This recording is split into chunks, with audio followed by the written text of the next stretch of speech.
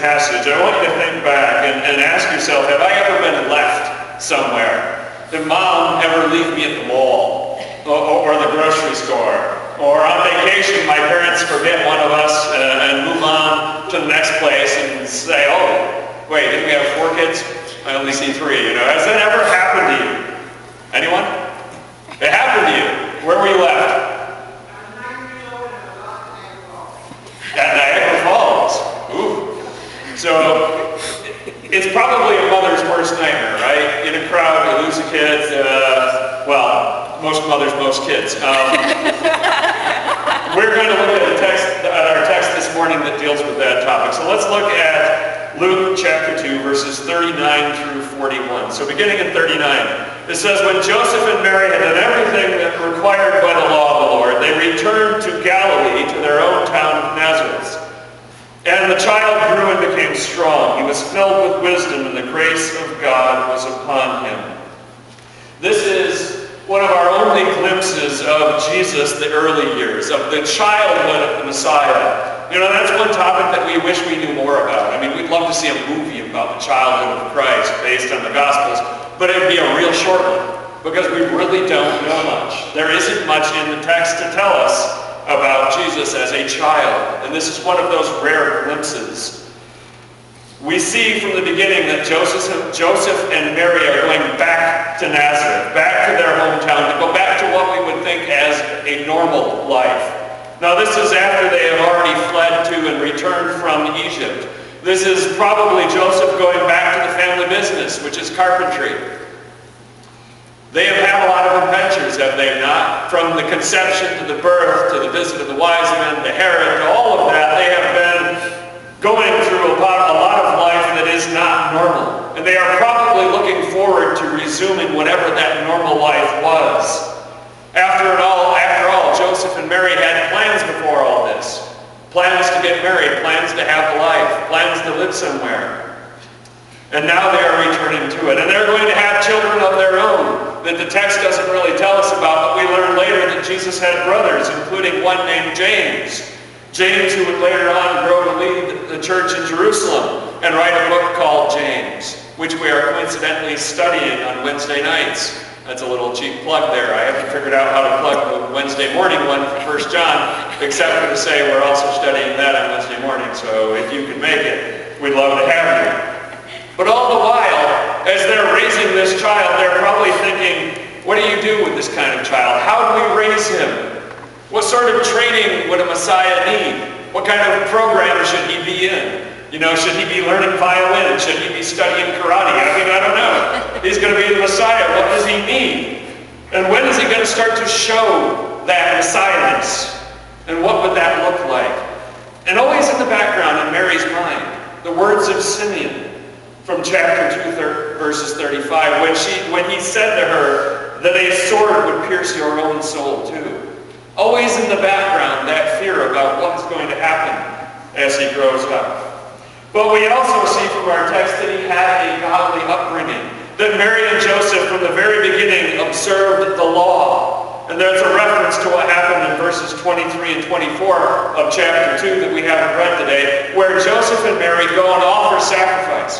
Because every firstborn child needed to be redeemed according to the law with sacrifice. And they have fulfilled that. From the very beginning, they are obeying the law. And we also learned that each year they make the long journey from Nazareth up in Galilee down to Jerusalem to celebrate the feast of the Passover. Now I say down because they went north to south, but in reality the text says up, because when you are living in Israel, Jerusalem is up no matter where you're coming from, because it is high up in the mountains, and you have to go up to get there. That's probably familiar to people living here, right? There's some places around here you can't get to unless you go up. Didn't know that before I came here. But they go there for a reason. They go there for the Feast of Passover. They are honoring God's provision for his people when he brought them up out of Egypt with power and wonders and miracles. But that also includes something. That includes the sacrifice of the Passover lamb, when the people would take its blood and apply it to the doorframe. That Passover lamb is symbolic. And we know from the New Testament that that is an analogy. for the sacrifice that Mary's boy is one day going to make. He will come back to Jerusalem during the Passover to make a sacrifice. So isn't it ironic that his parents every year went up for Passover to celebrate God's deliverance for his people? We also hear that the child was full of wisdom and grace. What was it like for Jesus growing up? This is the great unknown for us. We really don't have any answers. We know that Jesus limited himself when he became a man, that he took on flesh, that he became human. But we really don't know all of that. We don't know if he knew about who he was and why he was here from the very beginning as a child. We really don't know. In other words, how much did he limit himself? We know that the Holy Spirit had not yet come upon him. That's chapter 3, verse 22, and we'll perhaps get there in a month or so. He hasn't had that power come from on high upon him. But at 12, he has a clear connection with God, and it is evident to everyone that he has wisdom and grace. Are those the two qualities you think of when you think of a 12-year-old boy? Why are you laughing? That's how I was at 12. I don't know about you. 12-year-old boys are always full of wisdom and grace. When they're 14, they lose the grace because they start growing, and apparently they lose the wisdom because they start thinking about girls. But 12-year-olds have wisdom and grace. Come on, work with me. What would that kind of child be like? What would it be like to raise a child full of wisdom and grace? I can imagine that Mary had no trouble finding babysitters. Everybody would want to watch this kid because he would be much easier. Let's move on. Verse 42 tells us, when he was 12 years old, they went up to the feast according to the custom. Now that's interesting. At 12, he is 1 year away from becoming a son of the commandment, because Jewish boys became a man at 13. What would that be like, Will? If you had become a man at 13. Wouldn't that be awesome? Yeah. You don't have to wait for 16 to drive, 18 to vote, and all that. You were a man at 13. Well, that's the way they looked at it. It was common for those boys at 12 to go up to the temple to prepare themselves. Kind of like a preview or a practice run.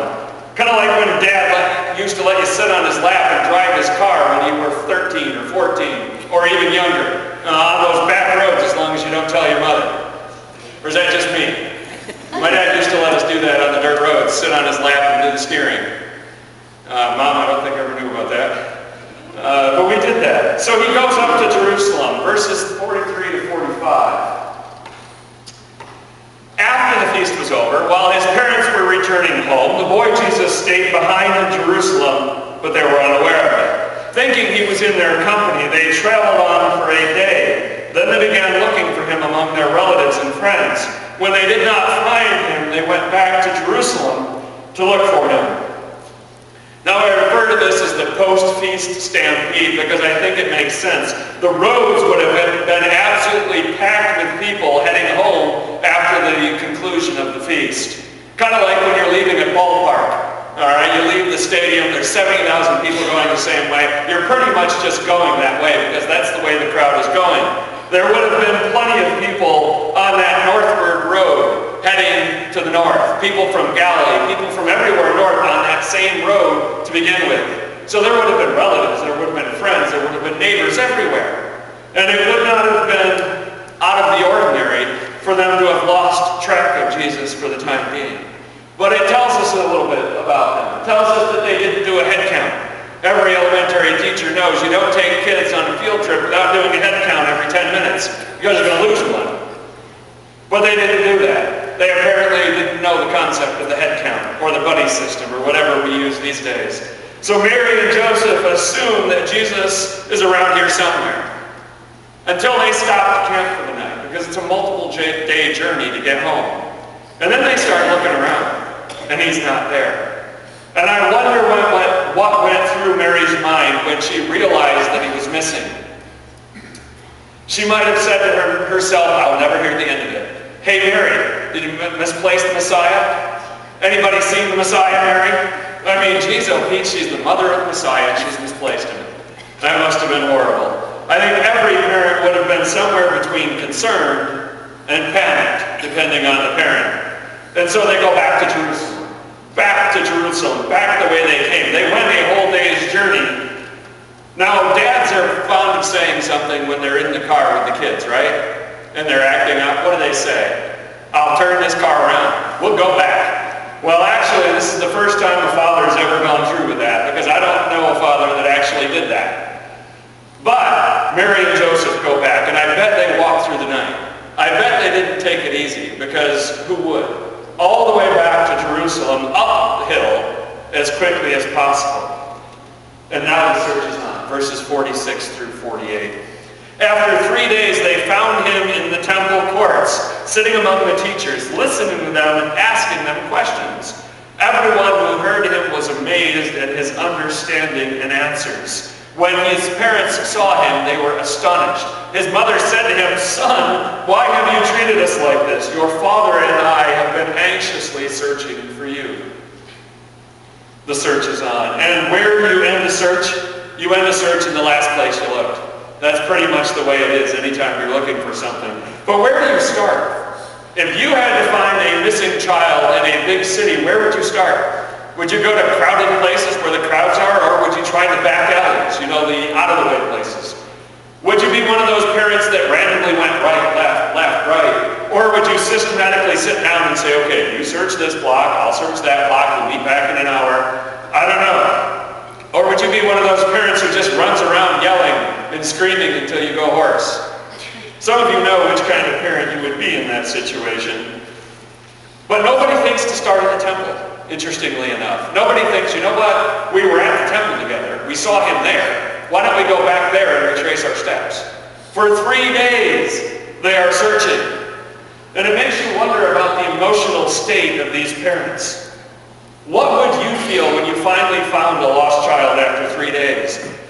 There are two very strong emotions. One is relief and joy, and the other is anger. And whether or not they come out on top, it depends a lot on you. Some would have been madder than others, I think. Some of us know that if we had done that to our parents, it would not have been pretty. Would either of them have slept the last 3 days? Think about that. If your child was missing, could you have gotten any sleep? Would you have been frantic? What would your emotional state have been? But in 3 days, don't you think they would have covered every square inch of Jerusalem? And some roads 3, 4, 5 times? Imagine the frustration. Interestingly enough, Mary says to the child, Jesus, "Your father and I have been anxiously searching for you." That seems to me like a bit of an understatement. That seems to be the kind of things you say because there are a bunch of other people standing right there. He is sitting amongst the religious teachers, and so she probably said, "Your father and I have been searching anxiously for you." One of those things that your dad says that, and you know that when you get home it's going to be ugly. And she says to him, "Why have you treated us like this?" And I think that's a legitimate question arising from what they've been through in the last 3 days. But where was Jesus? Where was Jesus when she found him?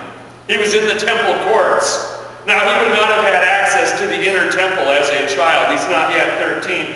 But there are plenty of courts surrounding the temple where teachers and preachers and people that just like a good argument and a good debate would gather. They would gather to discuss the law. They would gather to debate things, much like the Greeks would do on the Areopagus in Athens, or the Romans would do in the Forum. Just get together to hash over things.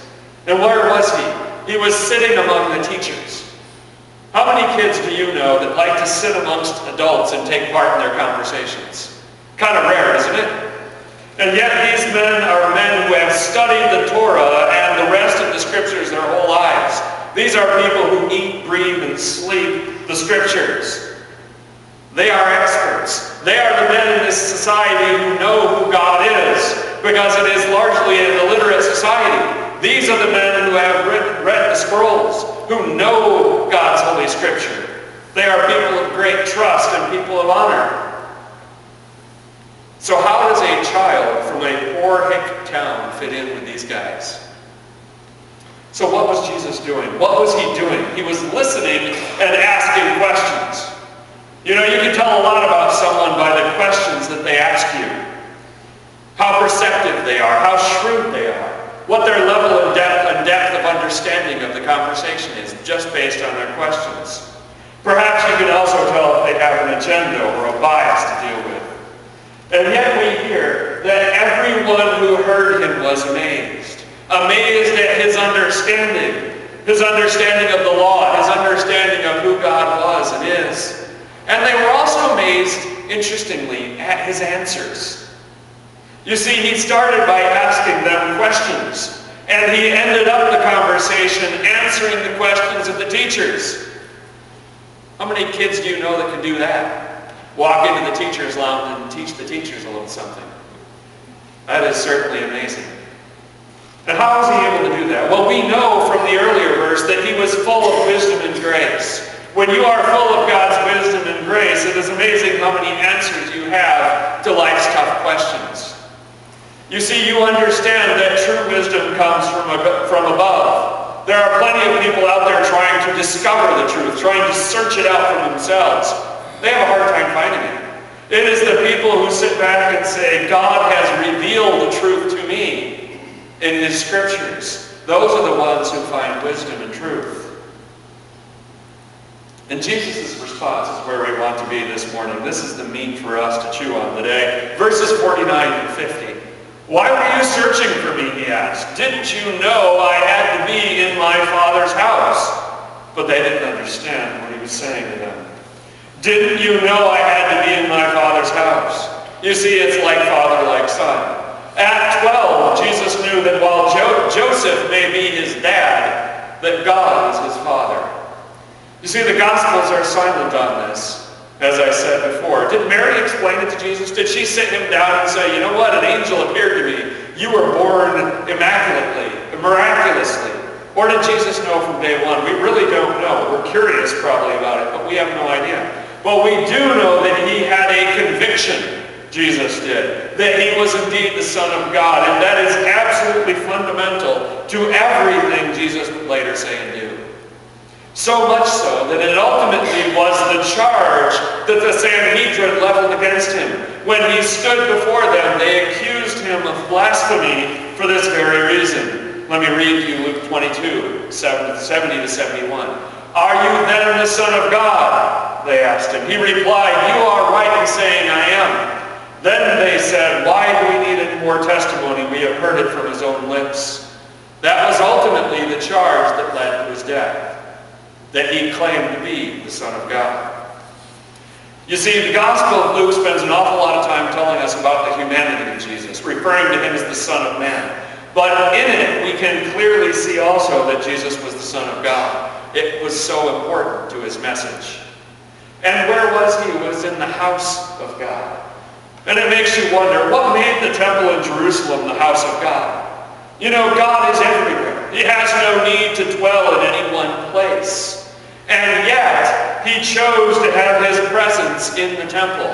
From the days when they had the tabernacle on through the destruction of Solomon's temple, God's presence was there in the Holy of Holies. And only in that place, in that inner room where the high priest could come in the Day of Atonement. So God was present for his people. He was there for the sake of his people.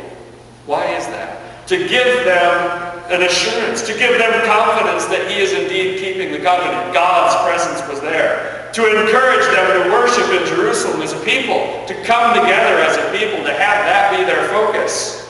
And to remind the nation of Israel that they are his covenant people, and they are unlike any other people in the world. That whole temple complex that Jesus was in, what was it like during that first century, that Temple Mount? Now it's just a blank foundation with a mosque on top, because the Romans leveled the whole thing in 70 AD. But at the time, it was the focal point for Judaism. It was the center of religious thought, of debate, of teaching, of authority. It was the place where worship occurred, where huge crowds gathered on holy days. It was the place where sacrifice was offered up for sin and for praise of God on a daily, continuous basis. It was the place where men and women of faith would gravitate to fellowship with each other and commune with their Lord. It is small wonder then that this was the place where Jesus had to be. But it's also interesting that during his ministry, Jesus actually spent relatively little time in the temple. You ever notice that? He wasn't even there very much. He actually wasn't in Jerusalem very much. Because although the things he said and did there were memorable, clearing out the temple and talking about the woman giving into the treasury, all of those things are important, he chose to leave the comfort and familiarity of his Father's house in order to go out and wander dusty roads and stay in small villages so that he could minister to the people. Jesus would have loved to have spent more time in the temple, but God's people, they were a wandering sheep, lost without a shepherd. And the good shepherd needed to lead them. He needed to be with the people. Notice that it was the common people that flocked to Jesus. When he was standing on a hillside preaching, it was the common people that crowded about and came from miles around because they wanted to hear his message of repentance. Which leads me to the question for you. Where do you have to be? And where do you choose to be? You know, at times we have little choice. Most of us, we go to work every day. We have responsibilities. We have things that we have to do. But when we do have choices, where do we choose to be? No, I'm not saying that people don't need vacations, and I'm not saying that you don't need to visit your family and have time like that. That is certainly important to our health and our well-being. But where do you and I spend our free time? You ever think about that? How do I spend that time that is mine? Do we choose to be in the house of God? Do we choose to be among his people that we might worship God together and learn from his word? Do we choose to be among the poor and the needy? Do we choose to reach out with the hand of Christ to offer comfort and help? Or do we prefer to avoid the downtrodden? Would we rather insulate ourselves from their needs and pretend we don't see them? More importantly, and I think a more poignant question is, what happened in the next slide? Okay. It was on there before. You know what I did? I opened up the previous version, and that's silly of me. Let's try this version. It's invalid, no wonder. Okay, never mind. There are no slides. They were there yesterday. The more important question is, where do those who know you expect you to be? Jesus expected his parents to know he was going to be in his Father's house. Would people that know you be surprised to find you here at church? Would they say, holy cow, he was there on church on Sunday? I had no idea. Where else would they look for you first? Or would they assume, because they know you and they know that it is clear in who you are, that you will be in your Father's house? Would those who know you look for you to help because they know of your compassion? Or have you made it clear to them that you can't be bothered with other people's problems? You see, we're dealing with perception and we're dealing with reality. Does the way that people think of you match up with the reality? Is your image in the community like you really are? If they wouldn't expect to find you at church, why is that? What is it about you that makes you seem like a person who wouldn't go to church? If they wouldn't expect you to lend a helping hand, why is that? What is it about you that makes you seem like someone who doesn't care about other people? In the end, the best way to ensure that others see you as a child of God is to start acting like one. To be with God's people when they worship, and to be with the lost and the needy in their need. And then, when somebody comes up looking for you, you will truly be able to say to them, why were you searching for me? Didn't you know I had to be in my Father's house?